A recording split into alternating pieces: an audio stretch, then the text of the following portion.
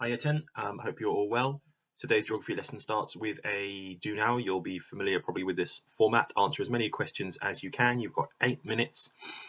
Answers coming in 8 minutes. Pause the video now. Excellent. So spend a couple of minutes looking through these answers, just double checking that you've got the right kind of ideas. Anything you haven't got correct or anything you've left blank, jot down some answers now, and that will help you to remember this key knowledge into the future. So 2 minutes time, pause the video.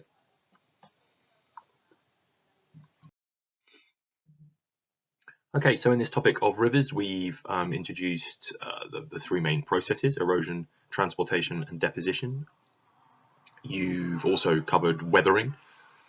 We've looked at the landforms of erosion and deposition that are created at the different parts of the river, the upper, the middle, the lower course.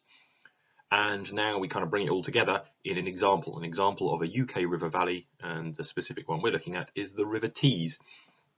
A number of you may very well have already looked actually a little bit, maybe without even knowing, at the River Tees earlier in the topic, but today we're going to go back to that in hindsight now with what we now know and what we've now learned, and we're going to do what should be a fairly simple task, because by now you should be able to identify and explain the formation of the various landforms you're going to see. Nothing is new today, but the key difference is this has to be an example, it has to be specific to the River Tees, and as specific as you can about this particular place. So copy the title down please and the date, underline it. You need a pen, exercise book and ruler. That's it today. Pause the video, and when we come back we will get on with it. Okay, task number one. If we're going to get an idea of what the River Tees is like, let's look at where it is first of all. You've got three maps on the screen there, hopefully. One showing you the kind of rough area in the UK, and two slightly more zoomed in maps showing you the course of the river itself. I'd like you to write a location, please. Spend 5 minutes. Be as detailed as you can. Start by just telling me, using a compass direction, where it is in the country. Which country it's in. You could also do that, but then use the other maps to go into some more detail, looking at its long profile. Where does it start? Where does it end? Where does it pass along the way? Look at human geography, look at the physical geography. How does that change? Be as specific as you can throughout.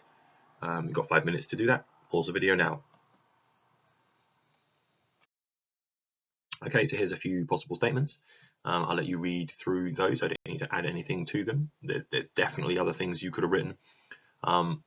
Any of these that you haven't written, you can jot those down now as well. Spend a couple of minutes doing that. Pause the video now. Okay, excellent. So for the majority of this lesson, we're going to be looking now at this video.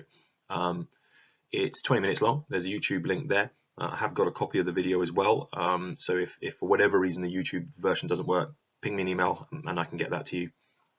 But hopefully that YouTube link works. It's a super retro video. It's a bit ropey quality when we used to high def in this kind of time. But hey, there we go. It's also very thorough. It's very good at what it does. It's very, very clear, and it is more importantly really about the River Tees. So watch this video of the landforms from the source to the mouth of the River Tees. You need to take notes, but I'm going to show you how to do that in just a second. And remember, we want to be specific here. It's notes about the landforms of erosion and deposition. Other information can certainly help us to get a better example, but that's the key. The key is we have to know, you have to know, the specific landforms of erosion and deposition. So let's have a look at how. You've got two options. Attached to class charts, there'll be a PDF map. If you can use that, I would. It's much better looking. It shows you a map of the river itself, just like you've already seen, and there are some boxes around the outside which are clearly labelled, and you watch the video, pause it where you want to, and add notes. Simple as that. Or if you can't print, absolutely fine. You're going to use the subtitles there for B. Source, erosion, the landform of erosion, V-shaped valleys, erosion, and so on and so on. Write the subtitles, and underneath take any notes, bullet point any notes you can. Each of those is in order. So you can start with source erosion, and then when the video gets to V-shaped valleys, pause it, write that subtitle, take some notes, pause it, and so on and so on.